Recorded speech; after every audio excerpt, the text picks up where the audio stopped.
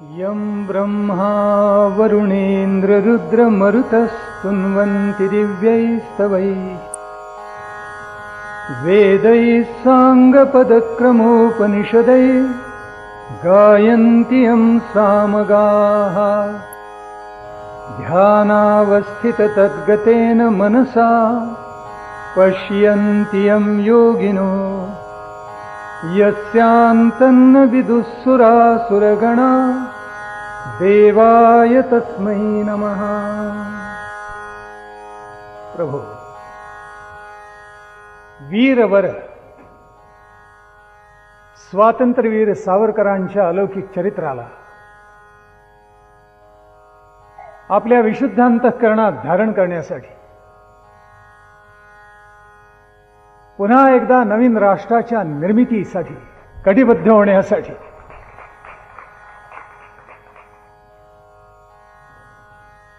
या प्रांगणामध्ये उपस्थित असलेले सर्व राष्ट्रप्रेमी, सावरकर प्रेमी भगिनी आणि बांधव, आजचे विशेष मान्यवर अतिथी, आदित्य प्रतिष्ठानचे सर्व कार्यकर्ते आणि स्वातंत्र्यवीरांच्या चरित्राला आपल्या बुद्धीमध्ये धारण करण्यासाठी इथे उपस्थित असलेला तरुण वर्ग, महाविद्यालयीन तरुण आणि तरुणी, ज्यांच्या पराक्रमी करानी आपल्या राष्ट्राला पुन्हा सावरलं, त्या सावरकरांचं अलौकिक चरित्र आजपासून 8 दिवसपर्यंत आपण सानंद गाणार आहोत. स्वातंत्र्यवीर सावरकरांचं चरित्र सर्वार्थानं अलौकिक आहे. या भारतीय संस्कृतीमध्ये, या हिंदू राष्ट्रामध्ये जी नररत्न जन्माला आली, ज्यांनी आपल्या कर्तृत्वाचा ठसा इतिहासावर उमटवला, नियतीनं काळाच्या उदरामध्ये लिहिलेली अक्षरं आपल्या कर्तृत्वानं सिद्ध करून दाखवली, अशी जी अलौकिक नररत्न या भारतीय संस्कृतीमध्ये निर्माण झाली, ज्यांची नावं हाताच्या बोटावर घेता येतील, अशा प्रातस्मरणीय चरित्रामध्ये स्वातंत्र्यवीर सावरकरांचं एक चरित्र आहे. निर्विवादपणे आणि निसंशयपणे स्वातंत्र्यवीरांचं कर्तृत्व हे वैनतेयासारखं आहे. आकाशाला गवसणी घालावी, सागराला पालाण घालावं, असं काही अलौकिक कर्तृत्व सावरकरांनी या आपल्या मातीमध्ये, या संस्कृतीमध्ये करून दाखवलेलं आहे. स्वातंत्र्यवीर सावरकरांचं चरित्र आहे असं मी म्हटलं. आयुष्य नव्हे, तुम्हा सर्वांची आयुष्य असतात आणि लोकोत्तर महात्म्यांची चरित्र असतात. जिथे सद्गुणांचा समुच्चय असतो तिथे चरित्र असतं, जिथे जीवन मूल्य असतात तिथे चरित्र असतं, जिथे जीवन मूल्य शिरोधार्य केली जातात तिथे चरित्र असतं, जिथे अंतःकरणामध्ये राष्ट्रभक्तीची धगधगी ज्वाला प्रज्वलित झालेली असते तिथे चरित्र असतं. अवघे सद्गुण आणि अवघी जीवन मूल्य जिथे आचरून दाखवली जातात तिथे चरित्र असतं. अवघ्या समाजाला आपल्या बरोबर न्यावं असा हव्यास जिथे मनामध्ये असतो तिथे चरित्र असतं.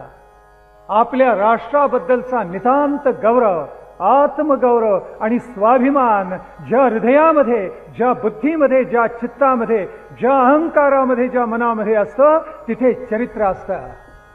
आपल्या राष्ट्रानं उन्नत व्हावं आणि जगाला मार्गदर्शन करावं अशी अत्यंत भव्य दिव्य महत्वाकांक्षा, आणि ती सुद्धा सात्विक, ज्या हृदयामध्ये आणि बुद्धीमध्ये असते तिथे चरित्र असतं. जिथे आपल्या राष्ट्रामधला प्रत्येक नागरिक हा राष्ट्रप्रेमानं उचंबळून यावा आणि नवराष्ट्र त्यांनी निर्माण करावं अशी प्रेरणा प्रत्येक नागरिकाला द्यावी, असं हृदगत ज्याच्या चित्तामध्ये असतं तिथे चरित्र असतं. ज्याला असं वाटतं, जो या मार्गाने स्वतःचं कर्तृत्व प्रगट करत असतो तिथे चरित्र असतं. आणि स्वातंत्र्यवीर सावरकरांचं हे असं अलौकिक चरित्र आहे.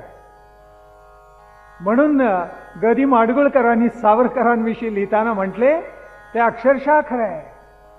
चिरंजीव या हौतात्म्याचा विजयी अभिमान, चिरंजीव या हौतात्म्याचा विजयी अभिमान, इतिहासा विन कोणी करावा याचा सन्मान. आहा, काय विलक्षण सुंदर लिहून ठेवलंय.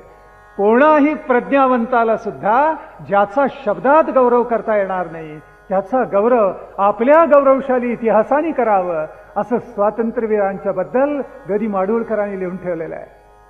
ज्या तिळभांडेश्वराच्या बोळामध्ये नाशिकमध्ये स्वतंत्र भारताचं अलौकिक स्वप्न स्वातंत्र्यवीरांनी पाहिलं, तो बोळ पाहिल्यानंतर कुसुमाग्रजांच्या प्रतिमेला धुमारे फुटले आणि याच अंधाऱ्या बोळामध्ये क्रांतीचा एक लाल नवीन तारा निर्माण झाला म्हणून कुसुमाग्रजांनी लिहून ठेवलेलं आहे. आणि ते सर्वार्थानं खरं आहे. स्वातंत्र्यवीर सावरकरांचं चरित्र बहुआयामी आहे. त्यांच्या जीवनाचे, त्यांच्या चरित्राचे जितके पैलू अभ्यासावेत तितके थोडे आहेत. इतकं ते चरित्र लोकविलक्षण आणि अत्यंत प्रतिभाशाली आणि आपल्याला निरंतर प्रेरणा देणार आहे. वक्ता दशसहस्रेषु असा हा अलौकिक वक्ता होऊन गेला, ज्याच्या वक्तृत्वाची भुरळ त्यांच्या अनुयायांनाच नव्हे त्यांच्या शत्रूंना सुद्धा पडली. इतकं सामर्थ्य त्यांच्या वाणीमध्ये होतं. शतेषु जायते शूरः सहस्रेषु च पंडितः वक्ता दशसहस्रेषु दाता भवति वानवा, अशी आपल्याकडे म्हण आहे. संस्कृत भाषेमध्ये सुभाषितकाराने लिहून ठेवलेला आहे. असा हा अलौकिक वक्ता होता की ज्याचं वक्तृत्व ऐकताना हजारो श्रोतृजन, हजारो श्रोते आपल्या सर्वांगाची कर्णेंद्रिय करत असत. असं अलौकिक सामर्थ्य त्यांच्या वाणीमध्ये होतं. हा केवळ वक्ता दशसहस्रेषु होता असं नव्हे, हा क्रांतदर्श तत्वज्ञ होता. राष्ट्राचं स्वतंत्र तत्वज्ञान त्यांनी मांडून दाखवलेलं आहे. हिंदुत्व हेच राष्ट्रीयत्व आणि राष्ट्रीयत्व हेच हिंदुत्व असं अत्यंत निसंदिग्धपणे सांगणारा हा अलौकिक महात्मा या मातीमध्ये आपल्या संस्कृतीमध्ये होऊन गेलेला आहे.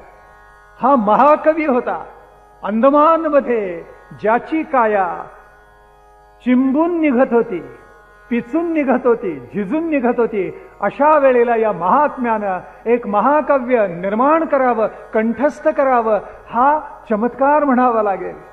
हा रससिद्ध असा महाकवी, अत्यंत प्रौढ, अत्यंत प्रसन्न, अत्यंत गंभीर अशा स्वरूपाचं काव्य निर्माण करणारा हा श्रेष्ठ दर्जाचा महाकवी होऊन गेला. जगन्नाथाच्या रथासारखं भव्य दिव्य स्वप्न सावरकरांच्या शिवाय अन्य क्वचितच कुणी पाहिलं असेल. आपल्या स्वतंत्रतेला, आपल्या मातृभूमीला ज्या माध्यमातून, ज्या काव्यातून त्यांनी दंडवत घातलेला आहे, त्याची भाषा इतकी प्रसन्न, इतकी प्रौढ, इतकी सुंदर आहे की ती ऐकल्यानंतर, ती वाचल्यानंतर आपण अक्षरशः रोमांचित होऊन जातो. हा अखंड सावधान राहणारा महापुरुष आहे. हा फार थोर राजनीतिज्ञ आहे. हा फार थोर राजकारणपटू आहे. एवढंच नव्हे तर अवघ्या हिंदूंनी एकत्र यावं आणि नवराष्ट्राची निर्मिती करावी हे पुन्हा पुन्हा आग्रहानं सांगणारा हा थोर राष्ट्रभक्त आहे. हा जसा क्रांतदर्श तत्वज्ञ आहे तसा भविष्यामध्ये डोकावणारा हा लोकोत्तर द्रष्टा आहे. सावरकरांनी जे जे लिहिलं, जे जे उच्चारलं, जे जे भविष्यात डोकावून पाहिलं, त्या सगळ्याच प्रत्यंतर आज आपण घेतो आहोत. इतका हा द्रष्टा महामानव आणि श्रेष्ठ महापुरुष आहे. स्वातंत्र्यवीरांनी आपल्या राष्ट्राला जे योगदान दिलं, स्वातंत्र्यवीरांनी आपल्या राष्ट्रासाठी जे कर्तृत्व गाजवलं ते निखळ आहे, लोकविलक्षण आहे. आणि म्हणून कवी म्हणतो ते खरंच आहे की कर्पूरचे जो जाळी आपुले अवघे कर्तृत्व, खरंच आहे.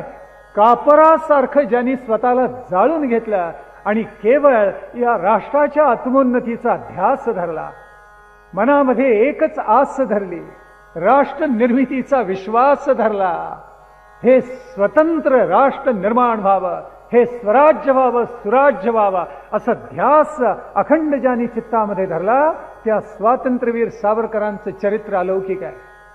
कोणत्याही महापुरुषाचा, लोकोत्तर महात्म्याच्या चरित्राचा अभ्यास करताना प्रत्येकाला एकच भान ठेवावं लागतं. ते भान न ठेवल्यामुळे ज्यांच्या नावामध्ये आचार्य आहे, अशी माणसं सुद्धा, विद्यार्थी सुद्धा न शोभेल अशी वक्तव्य करून जातात.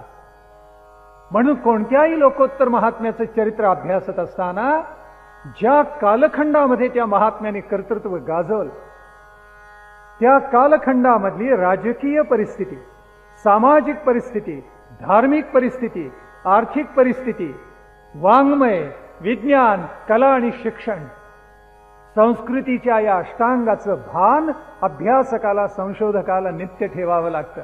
स्वतः सावरकरांनी ते नित्य ठेवलेलं आहे.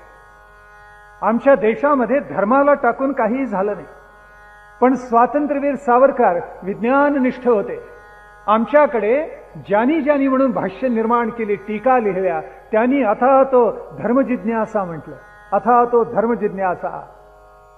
सावरकरांनी वेगळंच सांगितलं. ते म्हणाले आता तो काय इतिहास जिज्ञासा. आपल्या मातीमध्ये जे जे लोकोत्तर महात्मे निर्माण होऊन गेले त्यांना इतिहासाबद्दल विलक्षण प्रेम वाटलेलं आहे.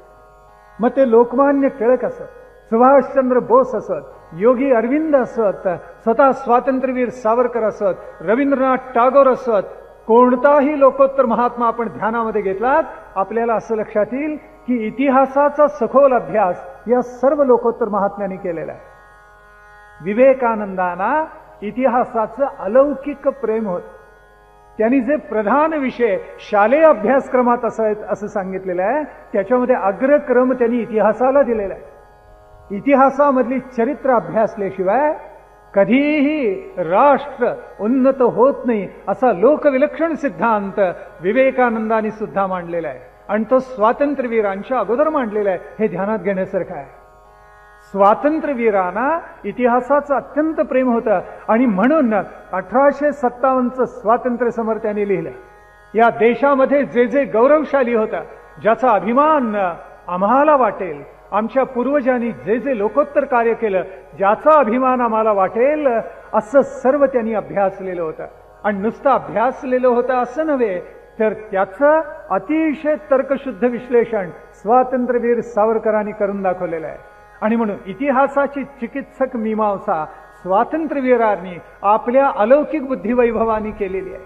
पूर्व पीठिका या देशाची त्यांनी स्वतंत्र मीमांसा करून मांडलेली आहे. ती आपल्याला जर कळली तर स्वातंत्र्यवीरांचं अलौकिक चरित्र कळेल, अन्यथा स्वातंत्र्यवीरांचं अलौकिक चरित्र आपल्याला कळणार नाही. म्हणून ज्या कालखंडामध्ये या महात्म्यानं लोकोत्तर कामगिरी केली, त्या कालखंडामध्ये आपल्याला जावं लागेल. इतिहासाची काही पानं ओलांडून आपल्याला मागं जावं लागेल. आणि मग स्वातंत्र्यवीर सावरकर कोण होते, स्वातंत्र्यवीरांना प्रेरणा कशी मिळाली, त्यांच्या जीवनाचं लक्ष्य कोणतं होतं, हिंदुत्व हेच राष्ट्रीयत्व असा मंत्र त्यांनी का जागावला, ते आपल्या बरोबर लक्षात आल्याशिवाय राहणार नाही. म्हणून मी प्रारंभीच आपल्याला विनंती करणार आहे, आज पहिला दिवस आहे प्रवचनमालेचा, की आपण सजग व्हा, सावधान व्हा, एकचित्त व्हा. कारण एका लोकोत्तर महात्म्याचं चरित्र आपण गायला बसलेलो आहोत. ते गायचेही तितक्याच तल्लीनतेनं आणि ते आपल्या हृदयामध्ये बुद्धीमध्ये धारण करायचे तितक्याच तल्लीनतेने आणि तद्रूपतेने. म्हणून सावधान व्हा आणि आपण सगळेजण एकचित्त व्हा. स्वातंत्र्यवीर सावरकरांनी आपलं आत्मवृत्त लिहिले. काही माणसं आत्मवृत्त लिहितात आणि मग 1,000 प्रती छापल्या गेल्यानंतर 990 वाटतात. अशा आत्मवृत्ताला कोण स्थान देतं? सावरकरांनी प्रारंभीच 2 शब्द लिहिलेत, लिहू का? मी हे लिहावं का? मी जे जे अनुभवलं, मी ज्या राजकारणामधून गेलो, मी ज्या अंदमानामध्ये गेलो, माझ्या दृष्टिक्षेपामध्ये जे जे थोर राजकारणी नेते आले, मला जे जे अनुभव लाभले, आत्मानुभूती आली, ते लिहू का? आणि मग स्वातंत्र्यवीर म्हणतात की काही माणसं स्वतः अट्टहासाने आत्मचरित्र लिहितात, पण ती लिहित असताना पराकोटीचा पक्षपातीपणा करतात आणि काही विस्मृती ती त्यांच्या आठवणी गेलेल्या असतात आणि त्यांच्याही चरित्राला त्यातून न्याय मिळत नाही आणि त्याच्यामधून समाजाचं आणि राष्ट्राचंही हित होत नाही. काही वेळेला कुटुंबाचे इतिहास लिहिले जातात. केवळ भारतामध्ये नव्हे, परदेशामध्ये सुद्धा अशी प्रथा आहे. त्याला त्यांनी चीनचं उदाहरण दिलेलं आहे. पण यामुळे समाजाचं परिवर्तन होत नाही, राष्ट्राची धारणा होत नाही, व्यक्ती आत्मोन्नत होत नाही. मग चरित्र कुणी लिहावं? आत्मवृत्त कुणी लिहावं ही भूमिका स्वातंत्र्यवीर स्वच्छ करतात आणि सांगतात की ज्यांनी आपलं सगळं जीवन, आपलं सगळं चरित्र राष्ट्रासाठी समर्पित केलेलं आहे, त्या समर्पणामुळे पुढल्या पिढ्यांना ज्याची प्रेरणा मिळणार आहे, ज्या चरित्रामुळे राष्ट्राची धारणा होणार आहे आणि इथला प्रत्येक नागरिक आत्मोन्नत होणार आहे, अशानी आपली चरित्र लिहावीत, असं स्वातंत्र्यवीर सावरकर आग्रहाने सांगतात. आणि ते म्हणून म्हणतात की मी जे आत्मवृत्त लिहिलं ते आत्मवृत्त कसं आहे, तर ते माझा जो अनुभव आहे सगळा राजकीय नव्हे, त्याच्या अगोदर या देशामध्ये, राष्ट्रामध्ये जो ज्वलंत इतिहास घडून गेलेला आहे त्याचा तो परिपाक आहे, त्याची ती पूर्णावस्था आहे. आणि म्हणून स्वतः स्वातंत्र्यवीरांनी आत्मवृत्त लिहून ठेवलेलं आहे. 1857चं स्वातंत्र्य समर झालं आणि वर्ष 2 वर्ष प्रचंड झुंज झाली आणि ते विझलं गेलं. एका ब्रिटिश इतिहासकारांनी लिहून ठेवले, आम्ही त्यापासून शहाणपणाचे धडे घेतले, कारण 100 वर्षामध्ये आम्हाला जेवढं रक्त सांडावं लागलं नाही तितकं रक्त आम्ही त्या 2 वर्षात सांडलं ब्रिटिशांचं, म्हणून आम्ही शहाणे झालो असं त्यांनी म्हटलेलं आहे. तेव्हा आता थोडंसं सामोपचाराने घ्यावं आणि इथल्या माणसाचं मन राजी राखावं असं सावधपण ब्रिटिशाला आलं. आणि म्हणून ब्रिटिशांनी असं ठरवलं की हिंदू माणसाच्या व्यक्तिगत जीवनामध्ये फारशी खळबळ करायची नाही. करायचं काय तर आपण त्यांना आपल्या बुद्धीनं, आपल्या अस्त्रानं, आपल्या शस्त्रानं, आपल्या श्रेष्ठतेनं पराभूत करून टाकायचं, असा विचार स्वतः प्रत्येक ब्रिटिश अधिकाऱ्यांनी मनामध्ये धरलेला होता. आणि तो विचार एकदा मनामध्ये धारण करून या भारतीयांना पराभूत कसं करावं असं चिंतन त्यांनी करायला प्रारंभ केलेला होता. आपल्याला आश्चर्य वाटेल, ब्रिटिशांनी पहिले पाय रोवले, इतिहास सांगतो आपल्याला की बंगालमध्ये रोवले, आणि बंगालमध्ये पाय रोवल्यानंतर हिंदूंनाही त्यावेळेला पहिल्यांदा बरं वाटलं आणि मुसलमानांनाही बरं वाटलं. मुसलमानांना थोडं दुःख झालं, हिंदूंना त्यातल्या त्यात अधिक बरं वाटलं. चला, मुसलमानांच्या तडाख्यातून तरी सुटलं. आता बहुधा न्यायाचं आणि चांगलं राज्य इथे प्रस्थापित झालेलं असावं अशी एक वेडगळ समजत बंगालमध्ये प्रारंभी निर्माण झाली. आणि मग बंगाली माणसांना वाटायला लागलं की ईश्वरी वरदानच ब्रिटिश सत्तेच्या रूपाने इथे प्रगट झालेलं आहे. मग दाखवायचे दात वेगळे आणि खायचे दात वेगळे कसे असतात हे ब्रिटिश जसजसे प्रगट करायला लागले त्यावेळेला ब्रिटिशांचं सत्य स्वरूप या सगळ्या मंडळींच्या डोळ्यापुढे यायला लागलं.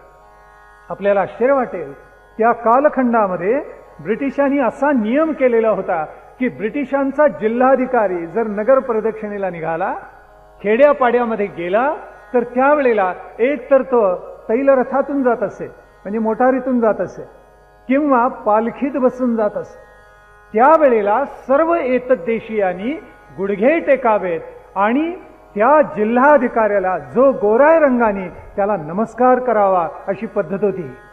आपल्याला नवल वाटेल की एकदा राजा राममोहन राय एका खेड्यामध्ये गेलेले असताना त्या ठिकाणी जिल्हाधिकारी नेमका गेला होता पालखीत बसून, आणि राजा राममोहन राय यांनी वंदन केलं नाही, म्हणून जिल्हाधिकाऱ्यांनी सांगितलं याला पकडा आणि याच्या पाठीवर 50 फटके मारा. राजा राममोहन रायना ते फटके खावे लागले असते, पण त्यांचं नशीब असं की त्यांना ओळखणारे कुणीतरी निघाले आणि म्हणून त्यांची शिक्षा रद्द होऊ शकली. ब्रिटिशांचं राज्य हे साक्षात ईश्वरी वरदान आहे असं ज्यांना वाटलं त्याच्यामध्ये अनेक जण होते. आपल्याला आश्चर्य वाटेल, त्याच्यामध्ये बिपिनचंद्र पाल होते. नाव ऐकलं तरी आपल्याला धक्का बसेल. बिपिनचंद्र पाल लाल बाल पाल मधले. पण बिपिनचंद्र पालांना असं वाटायचं की हे ईश्वरी वरदान आहे, कारण ब्रह्म समाजाचा परिणाम त्यांच्या मनावर इतका झाला होता. दयाळू ब्रिटिश सरकारने एतद्देशीयांना काही समाज निर्माण करायची परवानगी दिलेली होती. त्याच्यातूनच ब्राह्मो समाज आपण ज्याला म्हणतो, ज्याचं मूळ नाव ब्रह्म समाज आहे, तो निर्माण झाला. प्रार्थना समाज हाही महाराष्ट्रामध्ये मुंबईमध्ये निर्माण झालेला होता. असे अनेक समाज, मराठीमध्ये आपण त्याला सोसायट्या म्हणतो, असे अनेक समाज आपल्या भारतवर्षामध्ये विविध प्रांतामध्ये निर्माण झालेले होते. आणि यांचं उद्दिष्ट, यांचं ध्येय काय होतं की आता ईश्वरी वरदान आलं, त्यांच्याकडून आपण शहाणपणाचे 4 धडे घेतले तर किती बरोबर होईल. आपल्याला आश्चर्य वाटेल की बिपिनचंद्र पाल आणि त्यांचे वडील यांचं पटत नसे, कारण बिपिनचंद्र पाल हे ब्रह्म समाजाचे अनुयायी होते आणि त्यांचे वडील हे कट्टर हिंदुत्वाचे पुरस्कर्ते होते. त्याच्यामुळे दोघांच्या मधून विस्तव सुद्धा जात नसे अशी परिस्थिती प्राप्त झालेली होती. बंगालमधले मिशनरी आणि फादर एकमेकांना नित्य टाळ्या देत असत आणि म्हणत असत जे काम आपल्याला करायला पाहिजे तेच काम ब्रह्मसमाज करतोय, मग आपण कशाला करावं. याची नोंद ब्रिटिश अधिकाऱ्यांनी आणि ब्रिटिश इतिहासकारांनी केली, आपल्या लोकांनी नव्हे. मिशनरीज एकमेकाला टाळ्या देत आणि म्हणत चला आपलं काम ब्रह्मसमाज करतोय आणि म्हणून ब्रह्मसमाजाचा उदो करण्याची चढाओढ ब्रिटिश मिशनरीज आणि पाद्र्यांमध्ये लागलेली असे. आणि ते म्हणत असत तुम्ही काय दिव्य काम करता. त्यांचे बुरखे फाडायचं काम सर्वप्रथम जर कुणी केलं असेल आपल्याला ज्ञात आहे, रामकृष्ण परमहंसांनी केलेलं होतं. त्यांचा अंतस्थ हेतू ब्रह्मसमाजाचा काय आहे हे जगाला, बंगालला पहिल्यांदा दाखवून द्यायचं काम जर कोणी केलं असेल आपल्याला आश्चर्य वाटेल. रामकृष्ण परमहंसांनी आणि नंतर स्वामी विवेकानंदांनी केलंय. थिओसॉफिकल सोसायटी निर्माण झाली आणि त्यांचा प्रच्छन्न हेतू वेगळाच होता. स्वामी विवेकानंद ज्या वेळेला अमेरिकेला गेले त्यावेळेला थिओसॉफिकल सोसायटीमध्ये ते गेलेले होते आणि त्यांना विनंती केलेली होती की आपण काय करा तर मला ओळखपत्र द्या. अमेरिकेमध्ये मी थिओसॉफिकल सोसायटीचं ओळखपत्र घेऊन जाईन, कारण आपलं काही काम तिथे झालेलं आहे अमेरिकेमध्ये. आपल्या ओळखपत्रामुळे मला तिथलं काम सुलभ होईल. त्यावेळेला थिओसॉफिकल सोसायटीने त्यांना एकच विचारलं, आमच्या तत्वज्ञानाचा आपण प्रसार कराल काय. त्यावेळेला विवेकानंद हसले आणि ते म्हणाले आपलं मत मला मान्य नाहीये, मला रामकृष्णांचं अद्वैत वेदांत हे मत मान्य आहे आणि त्याचाच प्रचार मी आयुष्यभर करणार. अद्वैत तत्वज्ञानासारखं श्रेष्ठ तत्वज्ञान जगात दुसरं कुठलं नाही, याच्याबद्दल माझी खात्री झालेली आहे. आपण मला ओळखपत्र देणार का. त्यावेळेला आपल्याला आश्चर्य वाटेल, थिओसॉफिकल सोसायटीने त्यांना ओळखपत्र दिलं नाही. पुढे स्वामीजी 1893 साली जुलैमध्ये अमेरिकेला शिकागोत पोहोचले. थंडी लवकर आली आणि त्याचा परिणाम असा झाला की त्यांच्याकडे उबदार कपडे नव्हते. स्वामीजी गोठून गेले अक्षरशः. आणि त्यावेळेला ही बातमी, ही वार्ता भारतामध्ये आली. आल्याबरोबर थिओसॉफिकल सोसायटीच्या लोकांना इतका आनंद झाला की त्यांनी पत्र पाठवली आणि त्या पत्रात उल्लेख केला, बरं झालं आता हा सैतान थंडीनं मरेल. सैतान. थिओसॉफिकल सोसायटीचे लोक विवेकानंदांना सैतान म्हणतायत, पण सैतान मेला नाही, कारण तो सैतान नव्हता. ज्याच्यावर परमेश्वराची पूर्ण कृपा होती, ज्याच्या वक्तृत्वानं, ज्याच्या द्रष्टेपणानं पुन्हा हिंदू धर्माला पुन्हा नवीन संजीवन प्राप्त होणार होता, असा द्रष्टा महापुरुष होता. त्या थंडीवर मात करून तो जगला. स्वामीजी ज्या वेळेला परत आले भारतामध्ये आणि त्यांची व्याख्यानं झाली, पार अगदी कोलंबो पासून अल्मोड्यापर्यंत व्याख्यानं झालीत.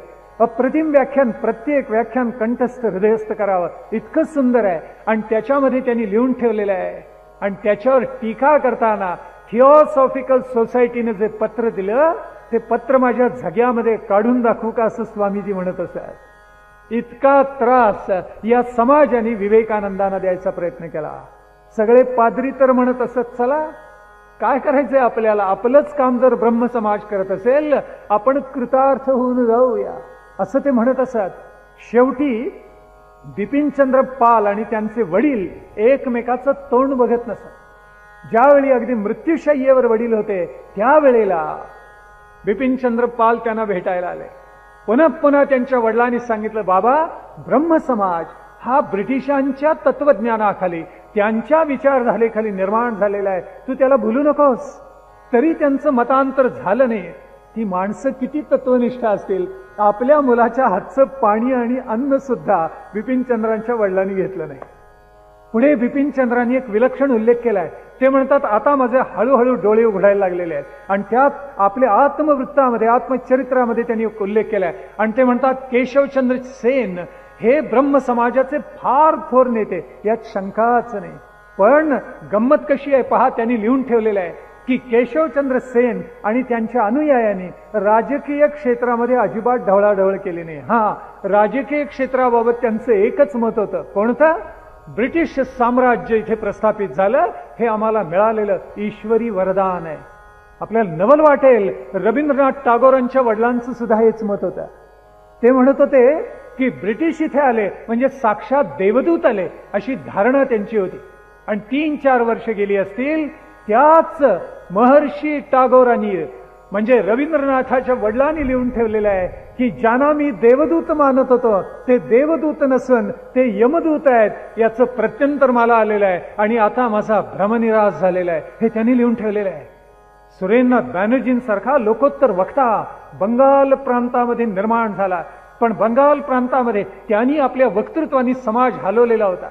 पण प्रारंभी त्यांची महत्वाकांक्षा हीच होती की विलायतेला जावं, ICSची परीक्षा उत्तीर्ण व्हावं आणि मग काय करावं, लठ्ठ पगाराची नोकरी स्वीकारावी आणि सुखाचं जीवन जगावं. 1868 नंतर त्यांचे बंधू गेलेले होते. तिथे गेल्यानंतर हा फार प्रज्ञावंत आहे हे ब्रिटिशांच्या लक्षात आल्यानंतर त्यांनी एक प्रयोग करून पाहिला की शक्य तितकं त्यांना ICS परीक्षेमध्ये यश येऊच नये. पण हा इतका बुद्धिमान विद्यार्थी निपजला की नाईलाजाने ब्रिटिश सरकारला त्यांना उत्तीर्ण करावंच लागलं. इथून जे जे आमचे प्रज्ञावंत गेले, काय एकेकाची विचारधारणा असेल.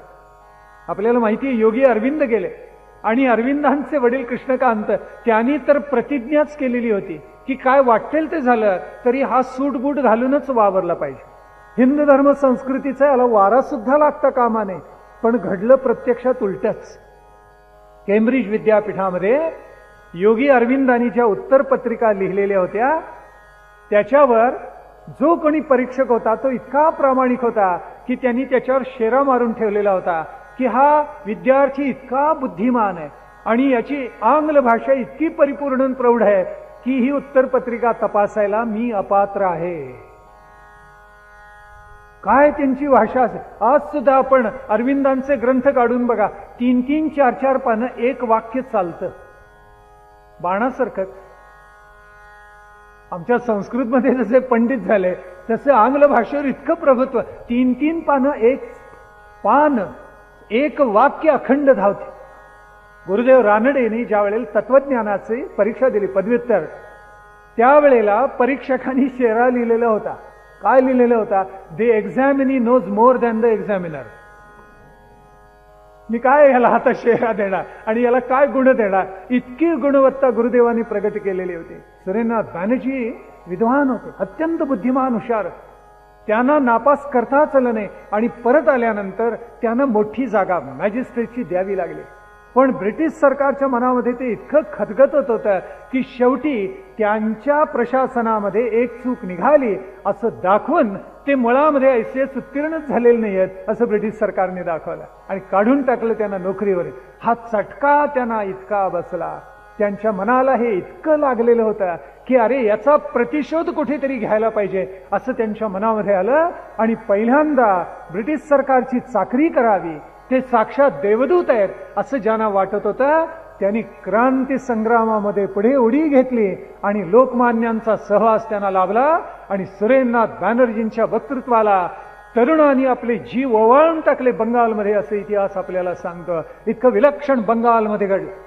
यावेळेला पंजाबमध्ये सुद्धा काही विलक्षण घडत होतं.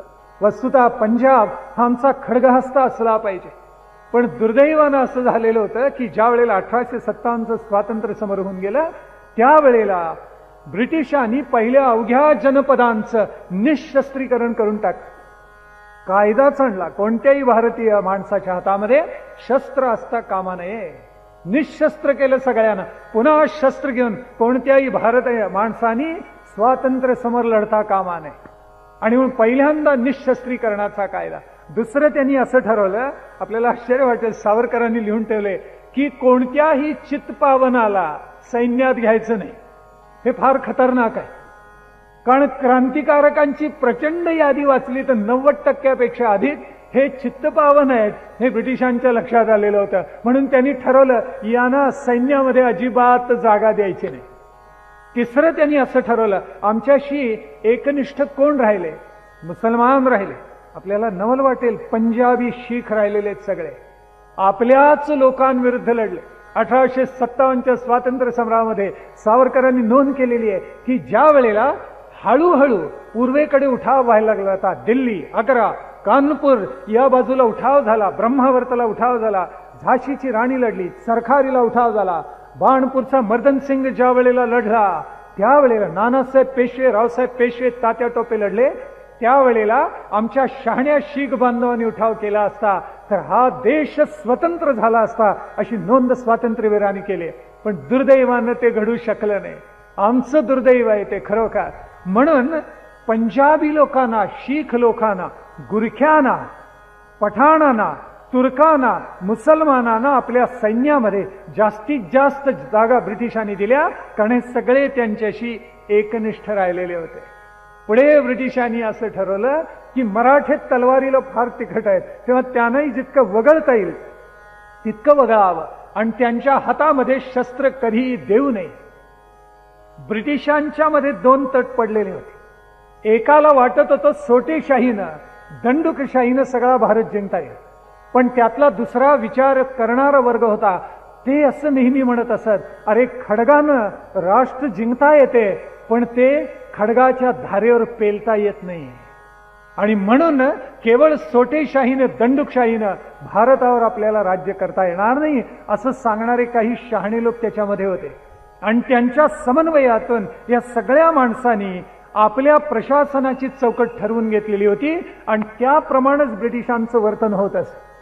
आपल्याला नवल वाटेल की खरोखर ज्यावेळेला वडगावची लढाई झाली आणि मराठ्यांनी तलवार अशी गाजवली, त्यावेळेला ब्रिटिशांना असं वाटलं की यापुढे उघड्या मैदानात यांच्यावर शक्यतो झुंजायचं नाही. आमची माणसं राष्ट्रनिष्ठ होती, नव्हती अशी फितूरफंद सुद्धा होते, पण राष्ट्रनिष्ठही होती. बापू गोखले शेवटचे सेनापती, त्यांचं मतपरिवर्तन करावं म्हणून ब्रिटिशांनी आपला एक प्रतिनिधी पाठवला. त्याचं नाव आश्चर्य वाटेल, लिंगो भगवान. भगवान, राष्ट्रद्रोही भगवान. आणि तो बापू गोखलेंचं मतपरिवर्तन करायला आला. आणि त्यांनी बापू गोखलेंना एकच विचारलं, आपली किंमत सांगा. प्रत्येक माणसाला किंमत असते, आपली किंमत सांगा. त्यावेळेला बापू गोखलेंनी जे उत्तर दिले इतकं रोमांचकारी आहे. ते सांगतात, स्वामीद्रोह म्हणजे राष्ट्रद्रोह. माझ्या स्वामीशी, माझ्या राष्ट्राशी मी कधीही द्रोह करणार नाही.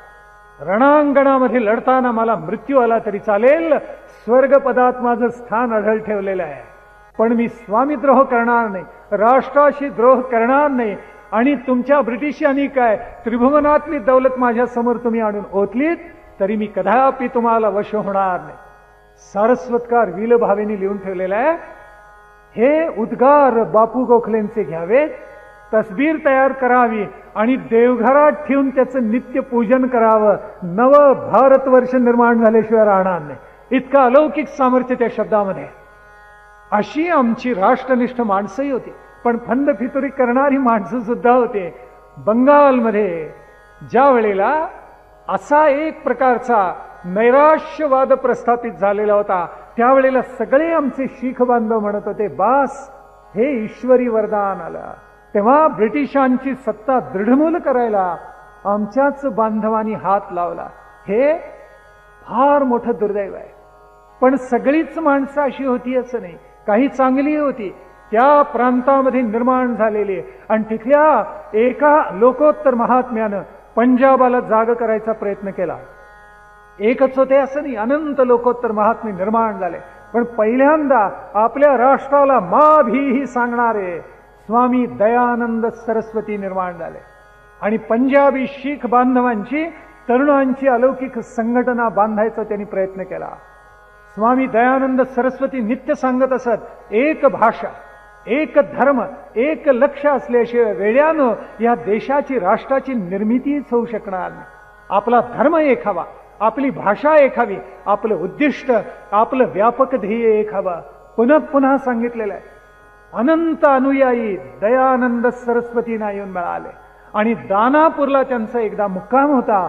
आणि मुक्काम असताना मध्यरात्री हे ताडकन उठून बसले. अस्वस्थपणे त्या दालनामध्ये येरझाऱ्या घालायला लागले. माणसं चकितून बघायला लागली. कुणाला तरी जाग आली. भराभरात सगळेजण जागे झाले आणि म्हणतात, स्वामीजी काय झालं, आपण असे अस्वस्थ का झाला, कशासाठी आपण येरझाऱ्या घालता आहात. त्यावेळेला घळघळा पाणी निघालं दयानंद सरस्वतींच्या नेत्रात.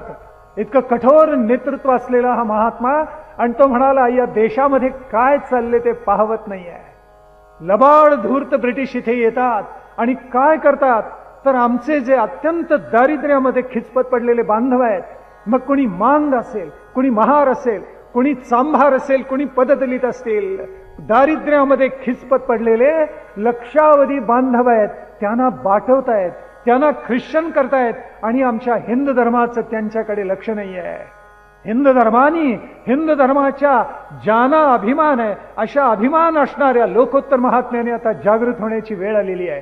ह्या सगळ्या लोकांना आम्ही एकत्र केलं पाहिजे. केरळमध्ये मोपल्यांचं बंड झालं. पुढे आपल्याला माहिती आहे की हजारो आमचे हिंदू बांधव बाटवले गेले तलवारीच्या धाकाखाली. त्यापैकी जवळजवळ 2,500-3 हजार बांधव पुन्हा हिंदू धर्मात आणण्याचं लोकोत्तर काम आर्य समाजाने केलं. रात्र रात्र त्यांना झोप येत नसे आणि वाटत असे केव्हा माझं हिंदू राष्ट्र प्रबळ होईल. मा भीही असं सांगणारा हा लोकोत्तर महापुरुष असंख्य शीख बांधवांना हाताशी धरून नूतन भारतवर्षाचं आणि स्वातंत्र्याचं स्वप्न आपल्या डोळ्यासमोर धरून होता. याच प्रांतामध्ये त्रिमूर्तीपैकी लाला लजपतराय झाले. त्यांचं पूर्वायुष्य आपण जर अभ्यासलं धक्का बसेल. लाला लजपतरायांचे वडील मुसलमान धर्माला, इस्लामला सर्वथैव अनुकूल होते. आश्चर्य वाटेल ऐकून. सर्वथैव अनुकूल. ते नमाज पढत असत, कुराण वाचत असत, त्याहून महत्वाचं म्हणजे रोजे पाळत असत. आणि लाला लजपतरायांची आई प्रखर विरोध करत असते. त्यांना प्रखर विरोध केला की ते तिला धमकी देत असत आणि म्हणत असत मुसलमान हो. त्यावेळी ती बिचारी माऊली गप्प बसत असत. प्रत्येक वेळेला धमकावत असत आणि म्हणत असत मी नमाज पडतो, तुलाही नमाज पडला पाहिजे, अशी धमकी घालत असत तिला. आणि ती माऊली बिचारी, जिला हिंदू धर्माचं अत्यंतिक प्रेम होतं, चुप्प बसत असे, मूग गिळून गप्प बसत असे, काही करता येत नसे. लाला लजपतरायांनी आपल्या आठवणीमध्ये लिहिले, या सगळ्याचा प्रभाव माझ्या मनावर इतका प्रचंड पडला की मीही नमाज पडायला लागलो. आपला विश्वासच बसणार नाही, पण ही इतिहासात नोंदवलेलं आहे. स्वतःच्या आत्मवृत्तामध्ये लाला लजपतरायांनी हे लिहिलेलं आहे. ते म्हणतात मीही नमाज पडायला लागलो, मीही सभ्याचार सगळे मुसलमानांच्या सारखे करायला लागलो, वडिलांना अनुसरायला लागलो आणि मला असं वाटायला लागलं हिंदू धर्मात काही अर्थच नाही आहे, आपणही वडिलांसहित इस्लामाला आलिंगन द्यावं. पुढे त्यांनी लिहिलेलं आहे, माझ्या आयुष्यामध्ये पंडित गुरुदत्त आले नसते तर सर्वनाश झाला असता. माझ्या आयुष्यामध्ये पंडित गुरुदत्त आले आणि लाला लजपतरायांचं आयुष्य चरित्रामध्ये पालटलं. पहिल्यांदा मला कळलं की हिंदू धर्म किती थोर आहे. एतद् देश प्रसूतस्य सकाशाद अग्रजन्मनः स्वम स्वम चरित्रम शिक्षेरम पृथिव्याम सर्व मानवाः. हे म्हणणारा हिंदू धर्म किती मोठा आहे हे माझ्या लक्षात यायला लागलं. अयम निजः परो वेत्ती गणना लघुचेतसाम उदार चरितानाम तु वसुधैव कुटुंबकम. असं म्हणणारा माझा धर्म किती लोकोत्तर आहे माझ्या लक्षात यायला लागलं. वसुधैव कुटुंबकम, केवढं भव्य दिव्य स्वप्न आहे सांगा. ही सगळी वसुंधरा, अनंत ही विश्व म्हणजे एक कुटुंब आहे. इतकं भव्य दिव्य स्वप्न कोण पाहतो का मला सांगा. हे आमच्या पूर्वसुरींनी पाहिलं आणि पंडित गुरुदत्तांकडून लाला लजपतरायांना शिकायला मिळालं. मग वसुंधरा कुटुंब असेल तर त्याचा दिवाणखाना कदाचित अमेरिका असेल, त्याचं दुकान कदाचित इंग्लंड असेल, पण त्याचं देवघर भारतवर्ष आहे हे कधी विसरू नका. इतकं विलक्षण सामर्थ्य आहे भारतवर्षामध्ये. आणि जोपर्यंत देवघराचं अधिष्ठान आम्ही विसरत नाही तोपर्यंत या भारतवर्षाला काही होणार नाही. साम्यवादी म्हणाले की धर्म म्हणजे अफूची गोळी, पण त्यांच्या डोळ्यासमोर जो धर्म होता तो फार वेगळा होता, हिंदू धर्मासारखा नव्हता. पंडित नेहमी गल्लत करतात. आमच्या इतिहासकारांनी आणि इतिहासाचं विश्लेषण करणाऱ्या लोकांनी प्रचंड गल्लत केली. साम्यवादींनी ज्या धर्मावर टीका केली त्यांच्यासमोर ख्रिश्चन धर्म होता, हिंदू धर्म नव्हता. हे आम्ही कधी लक्षातच घेतलं नाही आणि धर्म या नावाने इतकी गल्लत करून टाकली. आमच्या धर्माचं स्वरूप इतकं व्यापक आहे की त्याच्यामध्ये ऐहिक आणि पारलौकिक क्षितिज सगळी एकत्र सामावलेली. सर्वेपि सुखिनः सन्तु सर्वे सन्तु निरामयाः सर्वे भद्राणि पश्यन्तु मा कश्चित् दुःखमाप्नुयात्. अशी प्रार्थना अन्य कोणत्या धर्मात आहे मला शोधून दाखवा. अशी कुठेही सापडणार नाही. इतकं भव्य दिव्य स्वप्न आमच्या पूर्वजांनी पाहिलं. आणि लाला लजपतराय तृप्त होऊन गेले. पुढे हंसराज त्यांच्या जीवनामध्ये आले, साईदास आले आणि लाला लजपतरायांचं आयुष्य चरित्रामध्ये पालटलं. आणि त्यांनी एक लेख लिहिलेला आहे, मी पुन्हा हिंदू झालो. काय अद्भुत आहे, मी पुन्हा हिंदू झालो. म्हणजे मनानं मी शरीराने हिंदू होतोच, पण माझ्यावर संस्कार इतके विपरीत झालेले होते की मग पार बिघडून गेलेलं होतं, असं लाला लजपतरायांनी लिहिलेलं आहे. ते म्हणतात, आता मी पुन्हा हिंदू झालो म्हणजे हिंदू धर्म मला उलगडला, हिंदू संस्कृती मला उलगडली, इथली माती मला कळली. पूर्वजांनी या देशाला, या राष्ट्राला, अवघ्या मानव जातीला किती भव्य दिव्य दिले तेही मला उलगडलं, असं आपल्या आत्मवृत्तामध्ये लाला लजपतरायांनी लिहिलेलं आहे. याच पंजाबमध्ये एक लोकोत्तर क्रांतिकारी व्यक्तिमत्व निर्माण झालं की ज्यांनी पुन्हा एकदा या राष्ट्राचा गौरव जागावा असे प्रयत्न केले, रामसिंग कुका. आणि वैशिष्ट्य असं आहे की रामसिंग कुकांचं उज्ज्वल देदीप्यमान चरित्र काळाच्या पडद्याआड गेलेलं होतं. ते पुन्हा लोकांसमोर कुणी आणलं असेल? स्वातंत्र्यवीर सावरकरांनी आणलेलं आहे. रामसिंग कुका हे रणजित सिंगाच्या सैन्यामध्ये होते. सैन्य पराभूत झालं, पंजाब पुढे ब्रिटिशांनी गिळला, सिंध पडलं, कैथाल पडलं, झाशी गेलं, सातारा गेलं, कोल्हापूर गेलं, संबळपूर गेलं. क्रमाने एक 1843 पासून ढासळत गेलेल्या संस्थान आहेत सगळी. एक एकेकाचा पाडाव होत गेला. पण पुढे या रामसिंग कुकांच्या लक्षात आलं, 1860 ते 1894 पर्यंतचा हा कालखंड दैदिप्यमान आहे. अनेक नररत्नांनी या देशाला पुन्हा संजीवन द्यायचा प्रयत्न केलेला आहे. रामसिंग कुका त्यांनी पुन्हा एकदा अध्यात्माची वस्त्र धारण केली, शस्त्र खाली ठेवलं. त्यांच्या भोवती अनंत अनुयायी गोळा झाले. पंजाब मधल्या भैणी गावामध्ये स्वतः त्यांनी लोकांना धर्माचे धडे गिरवायला प्रवृत्त केलं. पण हे करत असताना हळूहळू त्यांना हातामध्ये शस्त्र धारण करायलाही प्रवृत्त केलेलं आहे. पंजाबचे 12 जिल्हे त्यांनी आपल्या मताप्रमाणे निर्माण केले आणि आपल्या सगळ्या अनुयायांना विखरून ठेवलं आणि सांगितलं, सजग रहा.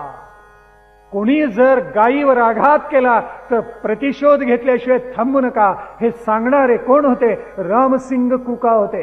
गोमांस कोणाला खाऊ देऊ नका आणि गोमातेचं रक्षण करा, हे रामसिंगांनी अनुयायांना सांगितलेलं होतं.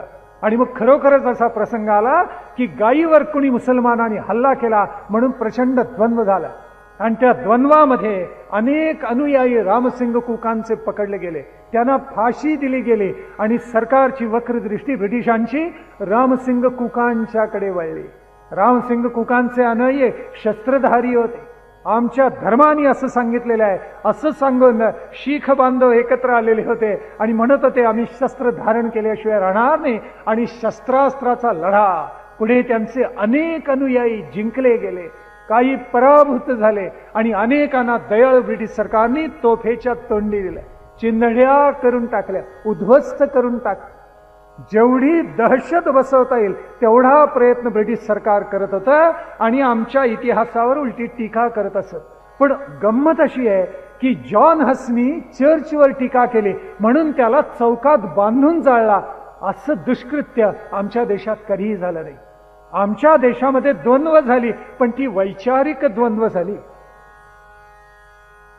हे लक्षात घेण्यासारखं आहे. जॉन हसला कोणी पकडलं नाही, आमच्या देशात खचित पकडलं नसतं, पण इंग्लंडमध्ये त्याला पकडण्यात आलं आणि चर्चवर टीका करतो म्हणून त्याला चौकामध्ये जिवंत जाळण्यात आलेलं होतं. हा सगळा इतिहास स्वातंत्र्यवीरांना ज्ञात होता. पुढे कॉवन्सच्या आधिपत्याखाली रामसिंग कुकांना पकडण्यात आलं आणि त्यांच्या अनुयायांना पकडण्यात आलं. एका भिंतीसमोर त्यांच्या अनुयायांना उभं करत असत आणि एकावर 50-50, 100-100 गोळ्या झाडत असत. देहाची चाळण करून त्यांचा एक अनुयायी मारला गेला. 12 वर्षाचे कोवळं पोर त्यात पकडण्यात आलेलं होतं. ज्याला मिसरूड सुद्धा फुटलेलं नव्हतं त्याला कॉवन्सनी जवळ बोलावलं. त्या कॉवन्सच्या बायकोला त्यानं मनामध्ये कुठेतरी करुणेचा पाझर फुटला, दया अंतःकरणात जागली आणि ती कॉवन्सला म्हणते, हे 12 वर्षाचं पोर त्याला मारू नका हो. पण कॉवन्स अत्यंत निर्घृण होता, नृशंस होता आणि त्यांनी ठरवलं त्यालाही मारायचं. त्यावेळेला हा जवळून जाणारा 12 वर्षाचा पंजाबी मुलगा, गहू खाणारा सशक्त, त्यांनी एक अलौकिक केलं. तो वाघाच्या पिलासारखा झेपावला आणि कॉवन्सवर तुटून पडला. आणि त्यांनी काय केलं, त्यांनी त्या कॉवन्सची दाढी इतकी घट्ट पकडली की कॉवन्सच्या अनुयायींनी प्रयत्न करूनही त्याच्या हातातून कॉवन्सची दाढी सोडवता येईना. तो दाढी ओढतोय आणि कॉवन्स पिसाळलाय आणि आरडाओरडा करतोय. अशा वेळेला कॉवन्सनी एकच आज्ञा दिली. 5 मिनिटं गेल्यानंतर त्याला वेदना असह्य झाल्या आणि त्यांनी एक आज्ञा दिल्याबरोबर त्या 12 वर्षाच्या मुलाचे दोन्ही हात मनगटापासून तोडण्यात आले. बस ही एकच शिक्षा. आणि नंतर त्याला भिंतीजवळ उभा केला आणि गोळ्या घालून त्याला मारलं. रामसिंग कुकांना हद्दपार करण्यात आलं. तिथे गेलेले रामसिंग कुका मृत्यू पावले. रामसिंग कुका गेले, बंगाल पडलं, पंजाब गुडघे टेकून शरण आलं. आणि मग आता वक्रदृष्टी वळली ब्रिटिशांची महाराष्ट्राकडे. कारण हे 3च प्रांत प्रधान आहेत आणि ते जिंकले की सगळा भारतवर्ष आपल्या अंमलाखाली येणार आणि सगळा हिंदुस्थान लाल होणार याची पूर्ण खात्री प्रत्येक ब्रिटिश अधिकाऱ्याला होती. इथल्या लोकांना अजिबात शिक्षण देऊ नये अशी धारणा काही ब्रिटिश लोकांची होती. मुंबई इलाख्याचा प्रधान ब्रिटिश अधिकारी एल्फिस्टन होता, आपल्याला माहिती. हा एल्फिस्टन फार जागरूक होता, महाधूर्त होता आणि अतिशय बुद्धिमान होता. आपली सत्ता निरंकुशपणे कशी राबावी हे त्याला कळलेलं होतं. आणि म्हणून ज्या वेळेला इथे ब्रिटिश एज्युकेशन, आंग्ल भाषेतून शिक्षण द्यावं असा विचार मेकॉलेने प्रसृत केला, तो नंतर त्याच्या अगोदर सुद्धा एल्फिस्टननी या गोष्टीला विरोध केलेला होता. तो म्हणाला कोणत्याही परिस्थितीत आंग्ल भाषेतलं शिक्षण किंवा इथल्या समाजाला कोणतंच शिक्षण द्यायचं नाही. पण ब्रिटिश सरकारने गठ्ठे पाठवले पुस्तकांचं आणि ते पाठवले आणि मुळामुठेच्या संगमेच्या काठी एल्फिस्टनचा मुक्काम होता. तिथे कॅप्टन ब्रिग्स आला आणि त्यांनी पाहिले ते सगळे गठ्ठे ग्रंथांचे आणि पुस्तकाचे आणि तो चकित झाला आणि तो विचारायला लागला. तो म्हणतो हे गठ्ठे कशाचे आहेत? त्यावेळेला एल्फिस्टन महाहुशार, त्यांनी एका वाक्यात दिलं उत्तर. तो काय म्हणाला, त्यांनी चालून पाहिले ब्रिग्सनी पहिल्यांदा सगळे गठ्ठे आणि तो म्हणाला बहुधा एतद्देशीयाने शिकण्यासाठी पाठवलेले दिसतात. त्यावेळी तो एल्फिस्टन म्हणाला होय आणि पुढे एकच वाक्य त्यांनी उच्चारलेलं आहे, it's highway road back to London. इथल्या लोकांना जर शिकवलं तरी महाराष्ट्रातली विशेषतः मंडळी इतकी हुशार आहे की आपल्याला प्रधान रस्ता पकडून लंडनला परत जावं लागेल. मोरोबा दादा एल्फिस्टनना नेहमी सांगत असत की काय पेशव्यांची आमच्यावर कृपा आहे असं नित्य म्हणत असत. ते केवढी कृपा आहे पेशव्यांची. एल्फिस्टननी विचारलं का बरं? त्यावेळी ते सांगत असत शनिवार वाड्यावर पहिला चौघडा झडतो आणि दुसरा आमच्या घरी मोरोबा दादांच्या वाड्यावर. हे एकदा सांगितलं, दोनदा सांगितलं, 3दा, 5-10 वेळेला ते एल्फिस्टननी ऐकलं आणि शेवटी एल्फिस्टन काय म्हणाला असेल, तो म्हणाला मोरोबा दादा तुमच्या वाड्यावर चौघडा वाजतो आणि तो शनिवार वाड्यात ऐकू येता असं म्हणता, पण Nana Phadnavis used to whisper in Shaniwarwada and it was heard in London. Nana Phadnavis शनिवारवाड्यात कुजबुजायचे आणि त्याच्या राजकारण पटुत्वाचे प्रतिध्वनी आमच्या पार्लमेंटमध्ये उमटत असत. इतिहास कसा असतो त्याची पूर्ण जाणीव ब्रिटिशांना होती. त्यांनी आमच्या इतिहासाचा अभ्यास केलेला होता, नाही असं नाही, पण महाराष्ट्रातल्या विद्वानांनी विशेष करून अभ्यास केलेला होता.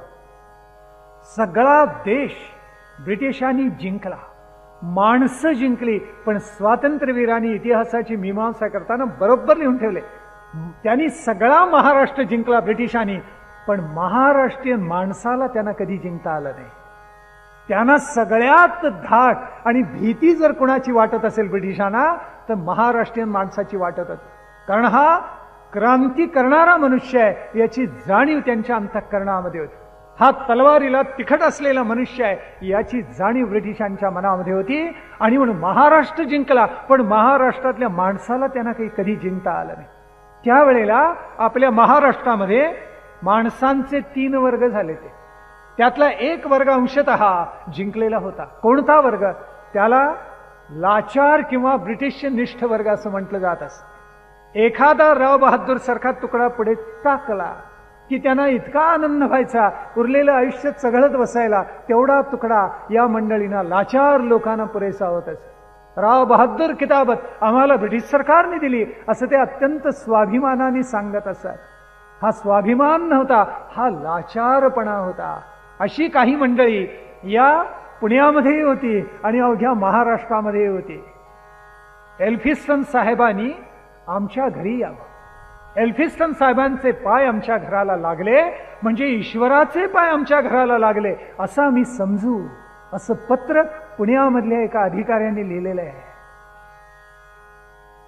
आपले गोरे पाय आमच्या घराला लागावे म्हणजे ईश्वराचेच पाय लागावेत असं मी समजतो. ब्रिटिशांचं राज्य म्हणजे ईश्वरी वरदान आहे.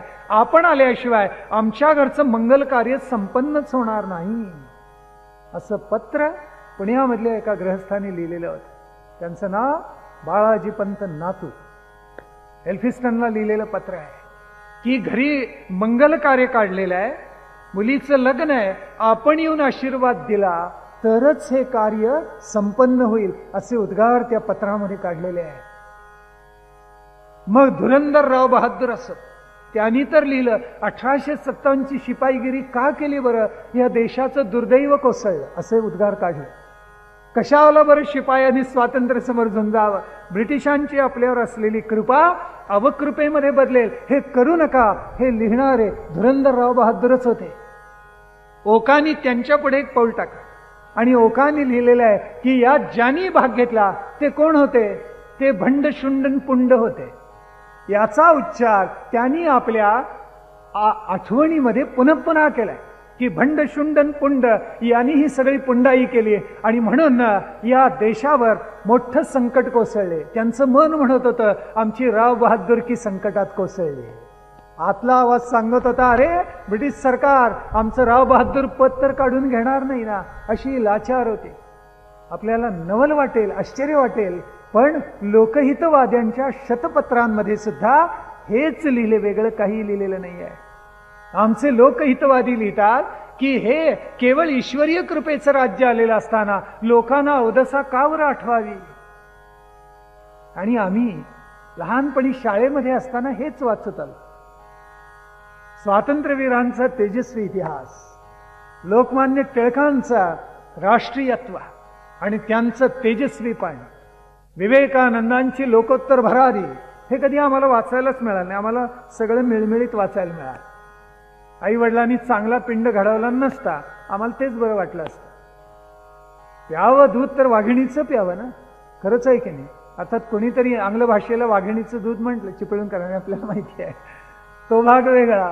पण वस्तुस्थिती अशी की इतिहासातलं काय निवडून घ्यावं, दोन्हीचा साकल्याने अभ्यास करावा, पण ज्यामुळे आपला समाज, आपलं कुटुंब, आपलं व्यक्तिमत्व आणि प्रधानतः आपलं राष्ट्र धारण केलं जावं असं काहीतरी आपण धारण करावं.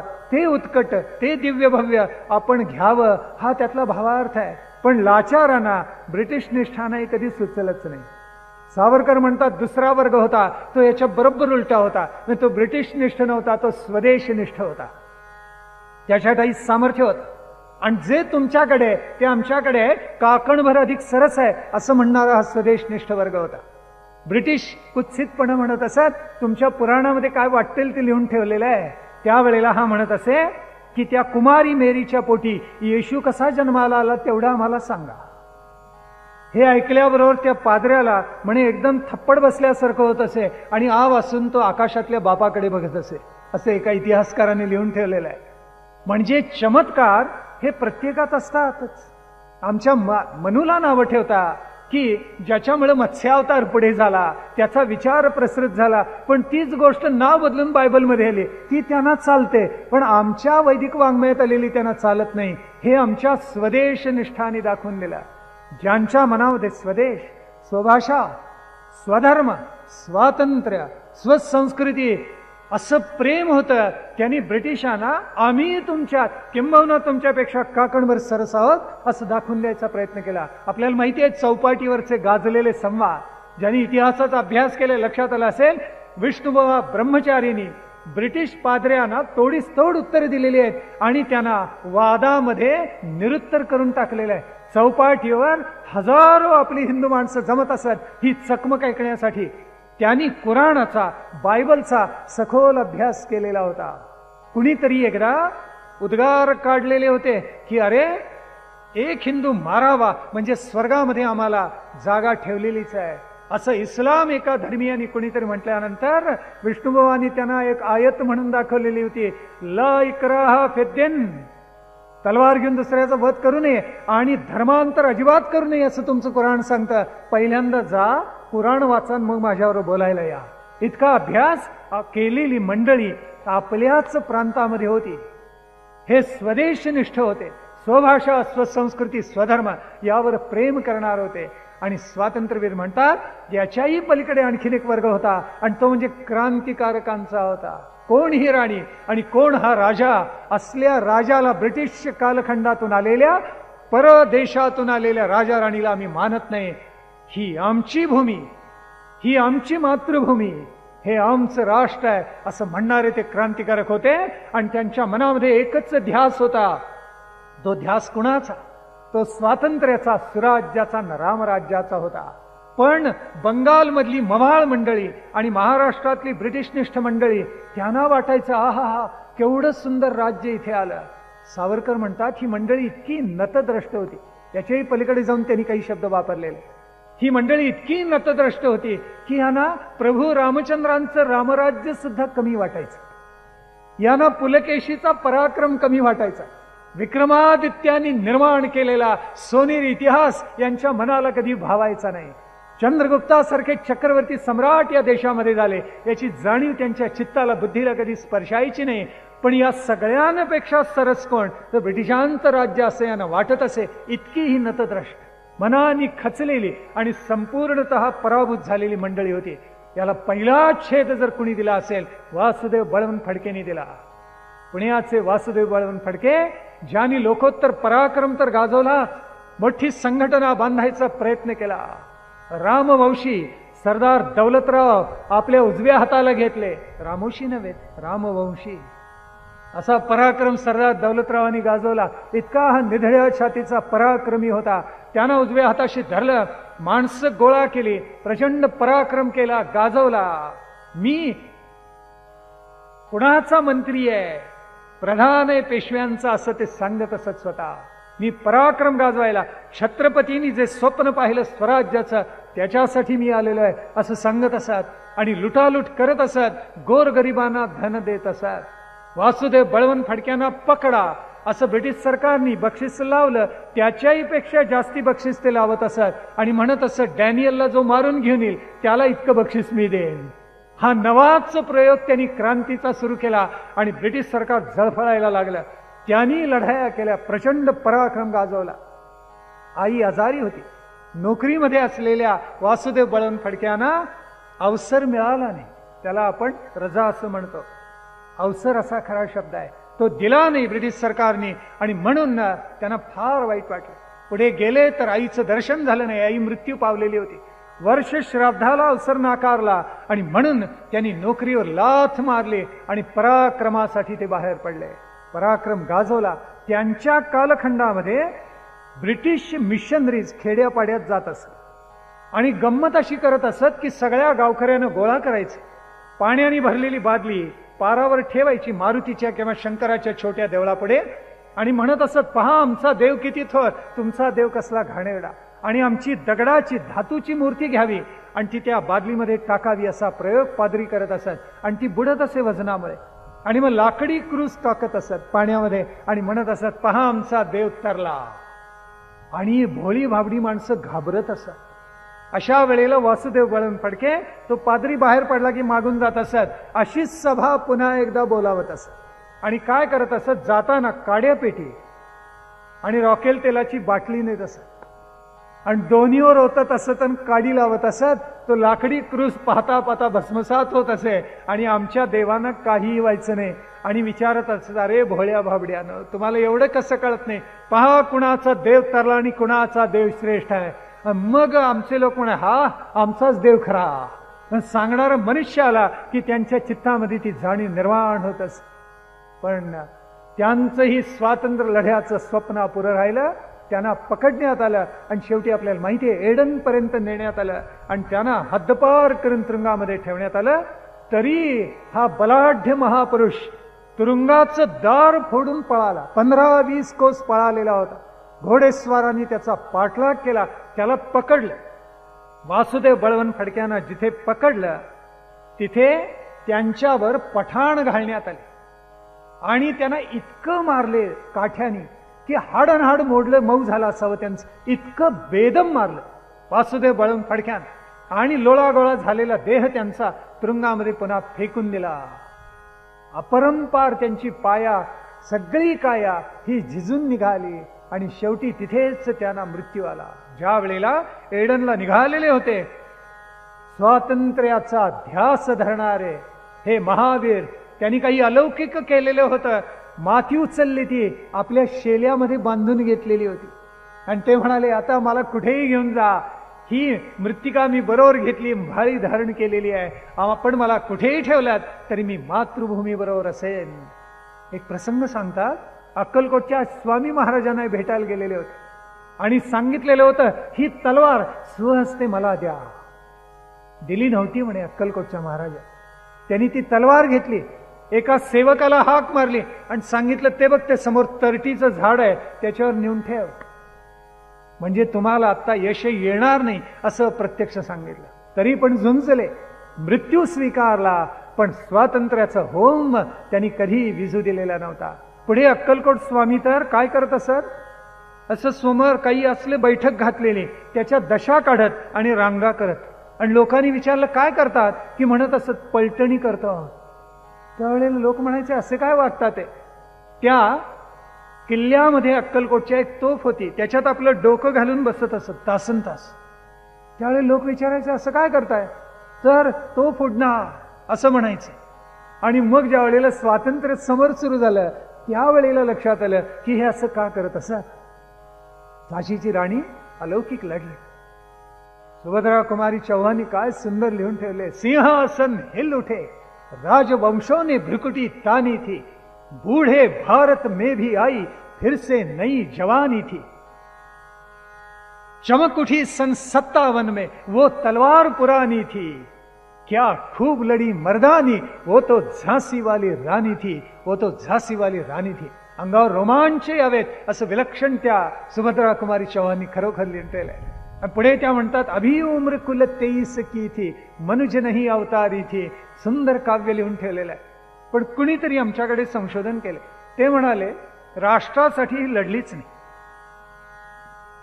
ती झाशीच्या संस्थानासाठी लढली. काय कारण काय, मेरी झाशी नाही दुंगी असं म्हणाले. ही शिपायांची गर्दी हो, कोणी राष्ट्रासाठी लढलं नाही. नाव सांगायला सुद्धा संकोच होतो काही वेळा, कारण हे महापंडित फार मोठे संशोधक नर फाटक त्यांनी हे लिहून ठेवलेलं. शिपायांची गर्दी म्हणून लिहून ठेवलं. त्यावेळेला आचार्य यात्रेनी मराठीत एक अग्रलेख लिहिलेला होता आणि त्या अग्रलेखाचं शीर्षकच दिलेलं होतं, नर फाटकांचे फाटके तरकट. इतकं झोडपलेलं होतं की पुढे नरना माफी मागावी लागली होती की याच्यामध्ये स्वातंत्र्याचा अंश होता, हे त्यांना मान्य करावं लागलेलं होतं. आमची माणसं कशासाठी लढली. माझा प्रवास या नावाचा ग्रंथ गोडसे गुरुजींनी लिहिलेला आहे आणि इतका उत्तम लिहिलाय त्यांनी तो.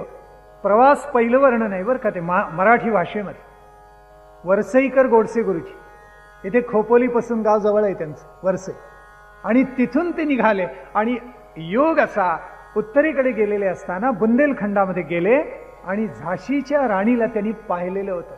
झाशीमध्ये 4-6 महिने ते राहिलेले होते आणि झाशी ज्या वेळेला पडली, ब्रिटिशांनी आक्रमण केलं, त्यावेळेला ते तिथेच होते. बिजन केले ब्रिटिशांनी. बिजन याचा अर्थ 5 वर्षापासून 80-85 वर्षापर्यंत जो सापडेल त्याला कापून काढे. 5 वर्षाची कोळी पोरं मारले तलवारी खाली. त्या गोडसे गुरुजींनी लिहून ठेवलेलं आहे माझा प्रवासमध्ये की कोरड्या विहिरीत मी पडलेलं होतं आणि माझ्या शेजारी सगळी प्रेत होती. कोणी जिवंत आहेत, थरथर कापतायत जीवाच्या भयानं. आम्ही मेल्यासारखे पडलेलो होतो, न जाणं वरून एखादी गोळी होईल आणि आपला प्राण घेतला जाईल. त्यांनी राणीला पाहिलेलं होतं. राणी चालते कशी, बोलते कशी, दिसते कशी, घोडदौड कशी करते, दाणपट्ट्याचे हात कशी करते, दिनचर्या कशी आहे. डॉक्टर लोनी जसं लिहून ठेवले फ्रेंच माणसानी, तसं गोडसे गुरुजींनी लिहून ठेवलेलं आहे आणि ते मुळात अतिशय वाचण्यासारखं आहे. त्यांनी लिहिले, बिजन झालं आणि मी पळालो. पळत असताना मला कळलं अनेकांच्याकडून ब्रिटिशांनी पहिलं कृत्य कोणतं केलेलं असेल. झाशीच्या राणीचं ग्रंथालय होतं. डॉक्टर लोनी लिहून ठेवले, 64,000 ग्रंथ अनंत विषयांवरचे होते. हे ग्रंथालय जाळण्याचं पुण्यकर्म ब्रिटिशांनी पहिल्यांदा केलं. सगळे ग्रंथ जाळले, खलास करून टाकले. शिवाजी राजांच्या कालखंडामध्ये एक ब्रिटिश अधिकारी आलेला होता आणि तो शिवाजी महाराजांना म्हणाला, तुम्हाला जलयान नावा बांधायला मदत करतो, पण तुमच्याकडे नौदलावर काय काम झाले ते मला पहिल्यांदा सांग. तर शिवाजी महाराजांनी शेणवींना सांगितलं. हे शेणवी दुभाषी होते, इंग्रजी भाषा उत्तम बोलत असत. राजगडावर मुक्काम झाला आणि 3 महिने 2 पोथ्या दोघं वाचत होते. संस्कृत वाचायचं आणि त्याचा अनुवाद करायचं. ज्यावेळेला 3 महिने संपले त्यावेळेला तो मायले म्हणाला, तुम्ही मला कशाला बोलवलं? मला येतं त्याच्यापेक्षा 1000 पट ज्ञान या पोथ्यात आहे. सांगायचा मुद्दा असा की असं किती ज्ञान आमचं जळलं असेल, किती नाश पावलेला असेल. 64 सहस्त्र ग्रंथ अनेक विषयांवरचे हस्तलिखित गोळा केलेली जळून गेली, खलास होऊन गेली. आणि राणीसाहेबांनी एका रात्रीत दौडत दौडत झाशी ते कालपी अंतर 102 मैलांचं, म्हणजे 150 किलोमीटर राजरत्न घोड्यावर बसून काढलं. तिथे त्या जाऊन पोचल्या एका रात्रीमध्ये. तटावरून वगैरे घोडा काही फेकला नाही, काय वेड्या नव्हत्या त्या, काय वाटेल ते लिहून ठेवतात. इतिहासाचा अभ्यास केला तर लक्षात येतं असलं त्यांनी काही केलं नाही. भांडेर दरवाजा, आज आपण झाशीचा जर किल्ला पाहिला तर त्याच्या एका दरवाजाचं नाव भांडेर आहे, कारण त्या दिशेला भांडेर नावाचं एक गाव आहे, ते म्हणून त्याला भांडेर दरवाजाचं नाव पडलं. तो उघडला आणि राणी साहेब तुटून पडल्या. समोर ब्रिटिशांचं सैन्य होतं, फळी होती, त्याच्यावर तुटून पडल्या आणि फळी सगळी फोडली आणि फळी फोडून ब्रिटिशांची त्या गेल्या. पाठलाग करणाऱ्या बोकर बरोबर 2 हात केले, त्याला जखमी केला. तो माघारी वळला आणि या बेहाय दौडत निघाल्या.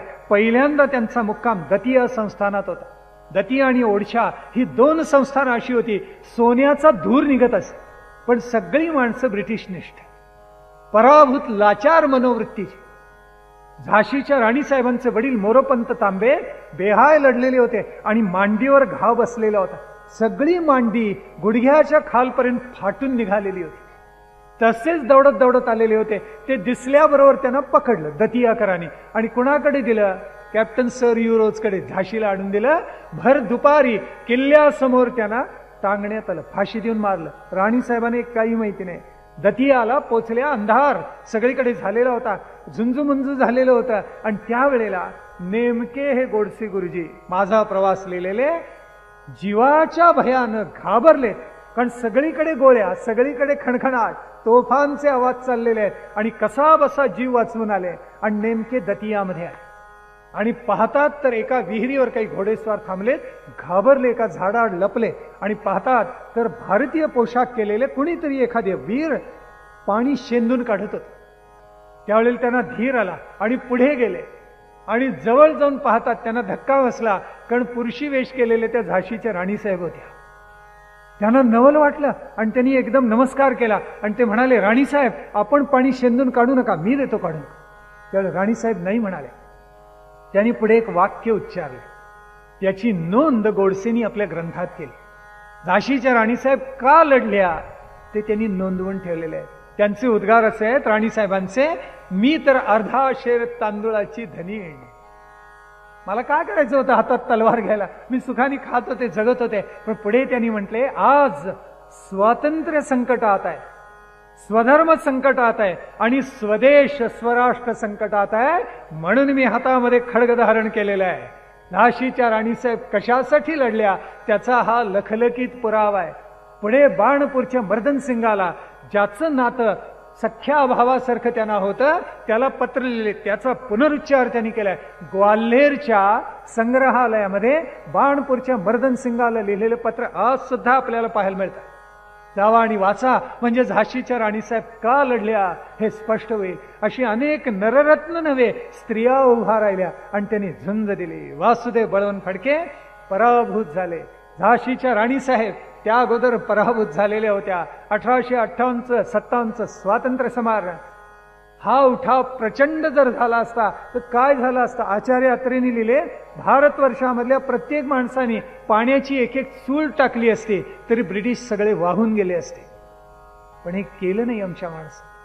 आपण जर पाहिलं तर आपल्याला असं दिसेल इतिहासामध्ये की एक दशांश काय, एवढी सुद्धा माणसं आपल्या देशातली लढली नाहीत. नर्मदेखाली जवळजवळ सगळा भारत शांत होता. कुठे थोडके उठाव झाले असतील, नाही असं नाही, पण आम्ही सगळीकडून पराभूत होत गेलो. महाराष्ट्र पराभूत झाला, पण ती ज्वाला खदखदत राहिली, ज्याची प्रेरणा स्वातंत्र्यवीरांना चाफेकरांच्या रूपाने मिळाली. आणि मग त्यांनी प्रतिज्ञा केली, मारिता मारिता मरे तो झुंजेन, स्वातंत्र्याचा केतू उभारेन आणि या राष्ट्राला स्वातंत्र्य मिळवून दिल्याशिवाय राहणार नाही. ही प्रतिज्ञा चाफेकरांच्या पराक्रमातून, त्यांच्या स्वातंत्र्य प्रेमामधून त्यांना लाभलेली होती.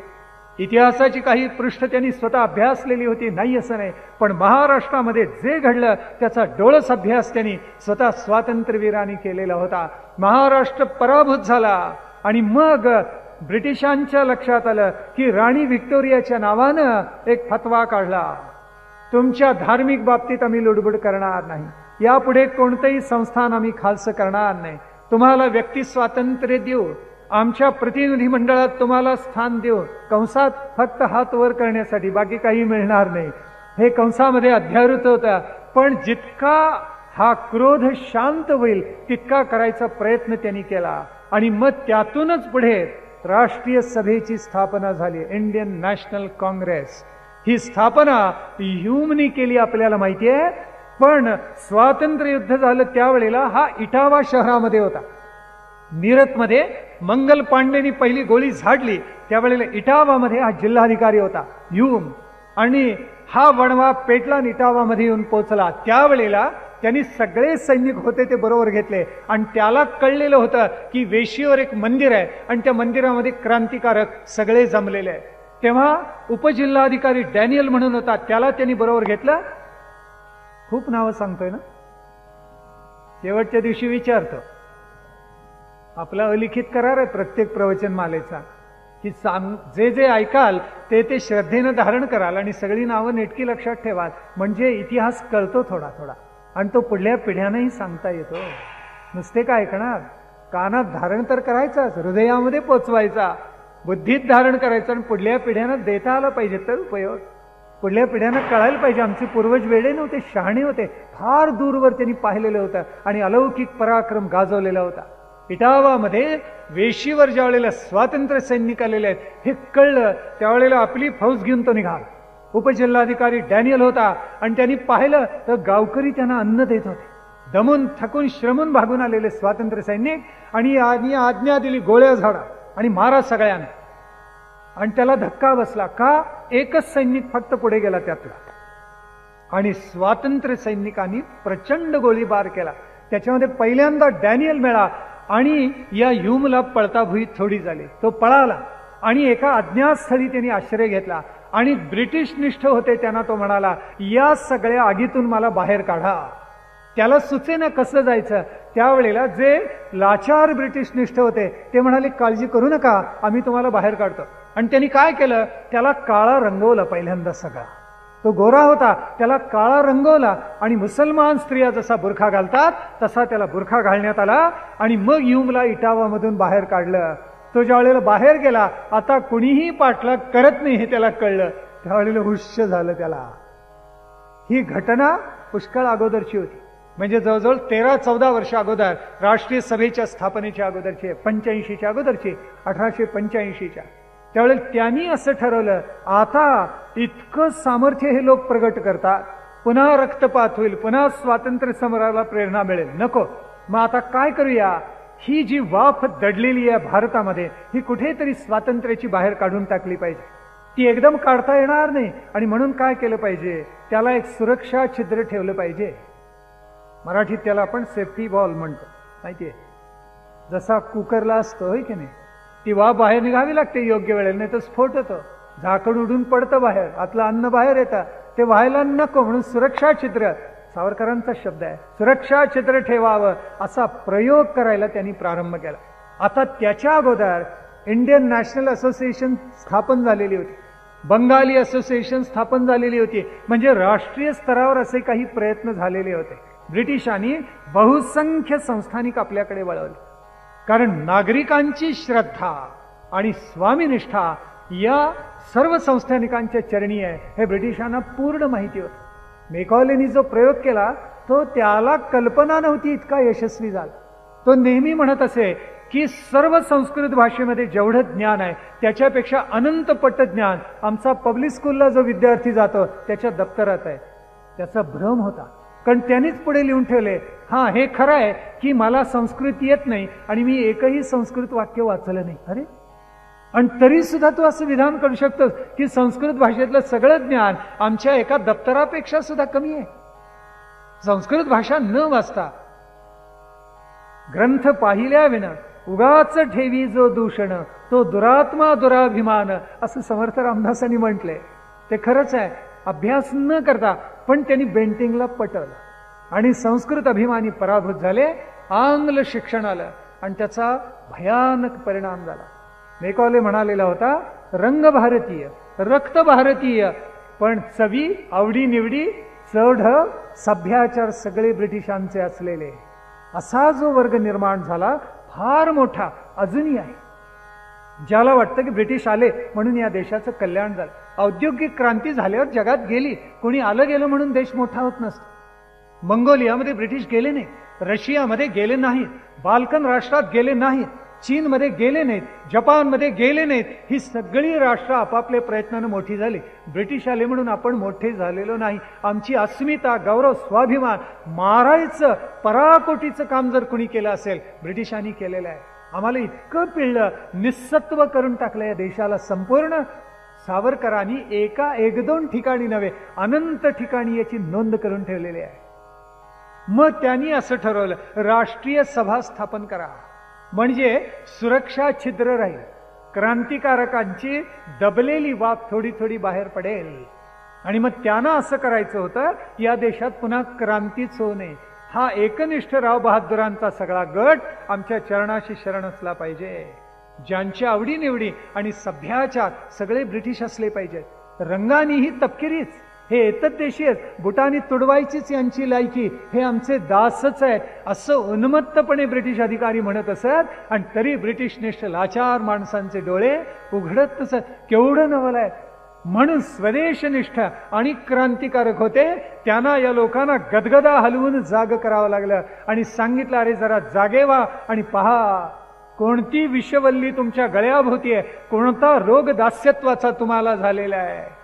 पण पुढे स्वातंत्र्यवीर सावरकर लिहितात आणि म्हणतात सुद्धा, असा रोग झालेला होता, पण हा रोग आणि हे विष उतरवणारा एक अलौकिक महामांत्रिक या महाराष्ट्रामध्ये आणि पुण्यामध्ये निर्माण झाला. या महामांत्रिकाचं नाव लोकमान्य टिळक. असा अलौकिक पराक्रम त्यांनी करून दाखवला.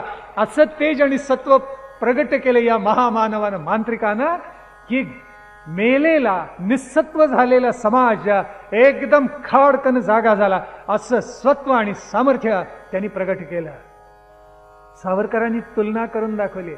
ब्रह्म समाजाची निर्मिती झाली ती परदेशी संस्कृतीच्या अधिष्ठानावर, आणि आर्य समाज निर्माण झाला स्वसंस्कृतीच्या अधिष्ठानावर.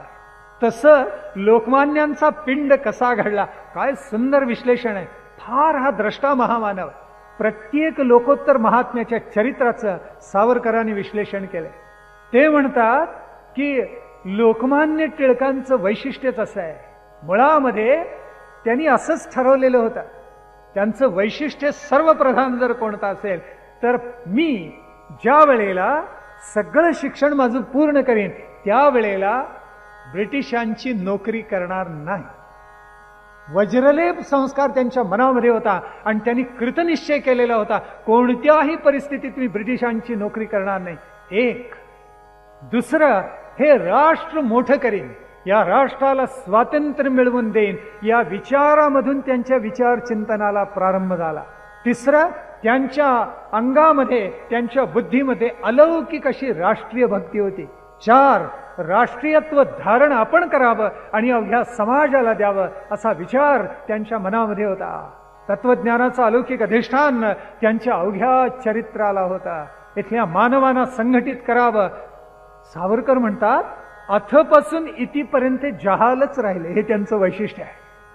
कधीही टिळकांनी गुडघे टेकले नाहीत. मग भले अगदी मला मंडालेला पाठवा किंवा अन्यत्र पाठवा, मग येरवड्यात ठेवा नाही तर डोंगरीच्या तुरुंगात पाठवा, इथे ज्या वेळेला पहिल्यांदा सावरकरांना कैद करून तुरुंगात टाकलेलं होतं, काय मिळत असेल आपल्याला कल्पनाही नसेल की सावरकरांनी आयुष्यामध्ये लसूण खाल्ली नाही, कांदाही खाल्ला नाही, कधीही खाल्ला नाही.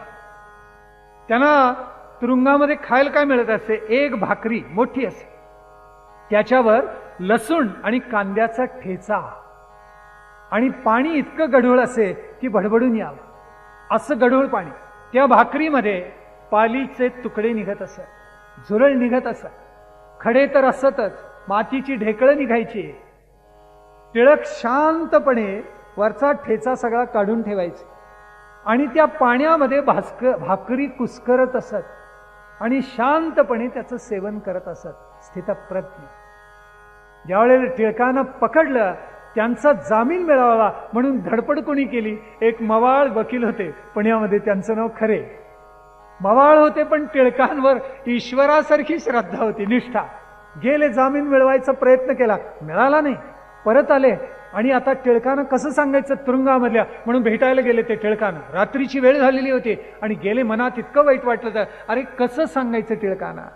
गेले आणि पाहतात, गजातून मागे पाहिलं, काय दृश्य दिसलं असेल? हाताची उशी करून लोकमान्य टिळक शांतपणे झोपलेले होते. खरा कर्मयोगी. टिळक म्हणत असत, तुरुंग काय किंवा घर काय, झोप आली म्हणजे माणसाने झोपलंच पाहिजे. तुरुंग ही माझी विश्रांती आहे असं लोकमान्य म्हणत असत. तर सर्वार्थाने खरं होतं त्यांच्या बाबतीत. आजूबाजूचे भ्यायचे, लोकमान्य म्हणायचे अरे भिता काय, तुरुंग माझी विश्रांती आहे. आणि द्वारपाल म्हणाला कैसा आदमी आहे, सो गया. इथे लोक आले, पकडले गेले की रडायला लागतात, लवकर बाहेर काढा म्हणतात. आणि टिळक आले आणि शांतपणे झोपी गेले. आपल्याला एक मुद्दाम आठवण सांगतो. एक ब्रिटिश अधिकारी होता, गॅरिसन नावाचा, आणि त्याच्याकडे ब्रिटिश सरकारने सांगितलेलं होतं टिळकांना पकडा. तेव्हा टिळकांच्या बद्दल कागदपत्र त्याच्या हातामध्ये पडली. पहाटे टिळकांना पकडायचं ठरलेलं होतं. तेव्हा टिळक, तुमच्या बाबतीत असं वॉरंट निघालेलं आहे, तुम्हाला पकडण्यात येईल. हे टिळकांना कुणी जाऊन सांगितलं असेल? तुमचा कदाचित विश्वास बसणार नाही. गॅरिसनला एक मुलगी होती गोरी, तिनं जाऊन सांगितलं टिळक की तुम्हाला पकडणार आहेत आमचे वडील, तेव्हा लवकर जा.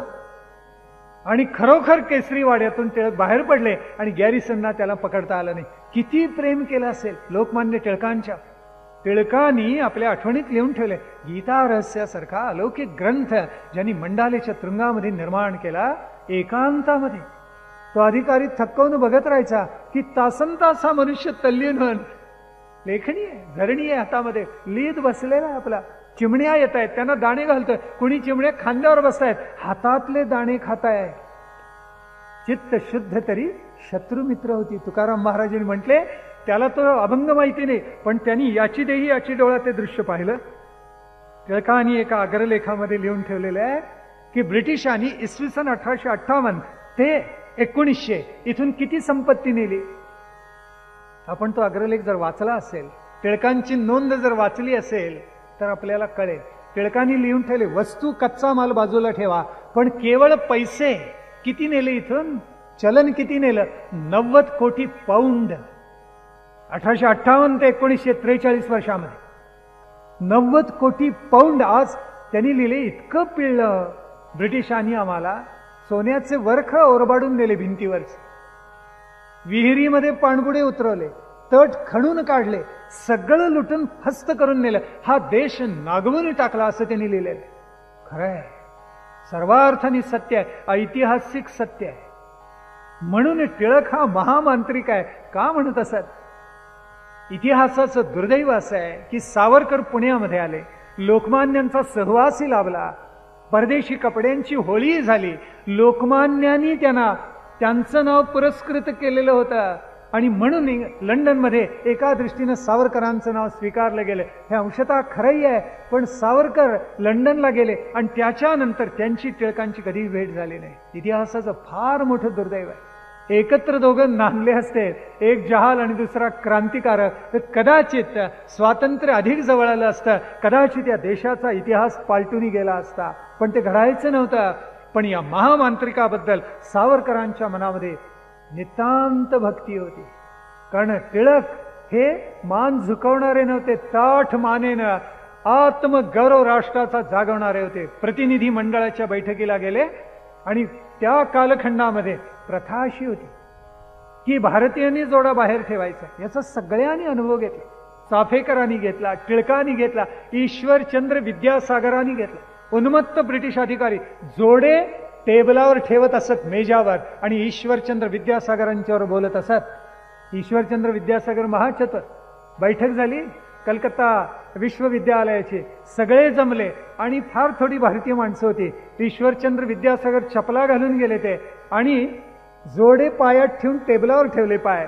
त्यावेळेला तो ब्रिटिश अधिकारी इतका भडकला अध्यक्ष, तो म्हणाला तुम्हाला साधे सभ्याचार येतात देशी, यांना कळत नाही. ईश्वरचंद्र म्हटले काय झालं? हा सभ्याचार मी तुमच्याकडूनच शिकलो.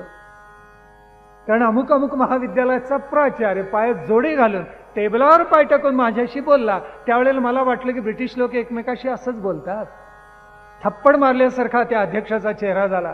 असं सत्व प्रगट करणारी आमची माणसं होती, नाही असं नाही, पण त्यांना विदारक अनुभवातून जावं लागलेलं होतं, हेही सत्य होतं. टिळक म्हणाले आम्ही बोट वर करायला येणार नाही प्रतिनिधी मंडळाच्या सभान, आमचे जोडे बाहेर काढून ठेवायला लावता, नंतर आम्हाला आत पाठवता, आणि तेही तोंड बंद ठेवण्यासाठी नाही चालणार. कारण टिळकांनी सगळं चित्र पाहिलेलं होतं. ब्रिटिश निष्ठांना काय वाटत असेल, लाचार मंडळींना, की देवी श्री व्हिक्टोरिया सार्वभौमिनी आमची. व्योमेशचंद्र बॅनर्जी, मुंबईमध्ये पहिलं अधिवेशन झालं राष्ट्रीय सभेचे, इंडियन नॅशनल काँग्रेस, आणि पहिल्यांदा गाणं काय तर आमची राणी, तिला ईश्वर उदंड आयुष्य देव. कुणाला? व्हिक्टोरियाला, झाशीच्या राणीला नाही, व्हिक्टोरिया राणीला उदंड आयुष्य देव.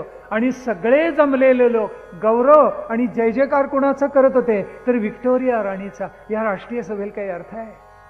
ज्यांना परदेशी आक्रमकच आपले स्वामी वाटतात, स्वतंत्रता मिळूच नाही असं वाटतं, केवढं आश्चर्य आहे. टिळक असे गप्प बसणारे नव्हते. चाफेकरांची प्रेरणा स्वातंत्र्यवीरांनी घेतली आणि तुम्ही जो क्रांतीचा लढा सुरू केला तो पुढे चालू ठेव असं आत्मगौरवाने सांगितलं. पण खरा गौरव टिळकांच्यामुळे त्यांच्या मनामध्ये निर्माण झालेला होता. चाफेकरांची प्रेरणा होतीच होती, पण या महामंत्रिकाला त्यांनी शिरोधार्य केलेलं होतं. टिळकांना जोडे बाहेर काढून ठेवायला सांगितले. अधिकारी म्हणाला आज जा, आमची पद्धत अशीच आहे, गोरे जोडे घालून आज जातात, भारतीय माणसं जोडे बाहेर काढून ठेवतात. टिळक हसले. पुणेरी जोड्याचा हिसका दाखवणार होते. नंतर टिळक आत गेले, सभा झाली आणि टिळकांनी विरोध दर्शविला आणि सांगितलं बोट वर करायला आम्ही आलो नाही, आमचं प्रतिनिधित्व पाहिजे, तरच आमच्या देशामधल्या असलेल्या देशबांधवांची दुःख आम्हाला मांडता येतील, तुम्हाला ती कळणार नाही. पारतंत्र्याचं दुःख तुम्हाला कळणार नाही, आम्हाला कळलेलं आहे. आणि खणखणीत बोलले. आणि ज्यावेळेस बाहेर पडत होते त्यावेळेला तो गोरा अधिकारी म्हणाला काय लोकमान्य, कशी मजा केली तुमची. त्यावेळेला लोकमान्य म्हटलं काय झालं? म्हणाला पहा आम्ही बूट पायात घालून टकटक वाजवत आत गेलो सभागृहामध्ये. मग टिळक म्हटलं काय झालं? पहा आम्ही जोडे घालून आत गेलो आणि तुम्हाला मात्र जोडा बाहेर काढून ठेवायला सांगितला. आणि तो खदखदा हसला. त्यावेळेला लोकमान्य इतके बुद्धिमंत महाचतुर, ते म्हणाले अहो यात काय? हसायला लागले लोकमान्य. तो चपापला म्हणाला का हसता? लोकमान्य म्हणाले यात गौरव आमचाच झाला. त्यावेळी तो आणखीन बुचकळ्यात पडला. म्हणाला असं कसं काय? त्यावेळी लोकमान्य म्हणाले अहो एका हिंदू माणसाचा जोडा ब्रिटिश अधिकाऱ्यांनी राखला, यात गौरव कोणाचा झाला? प्रसंग केवढा, पण काय विलक्षण राष्ट्राभिमान या महात्म्याच्या मनामध्ये असेल. चरित्र त्यांचं किती गावं सांगावं तितकं लोकोत्तर आहे टिळकांचे.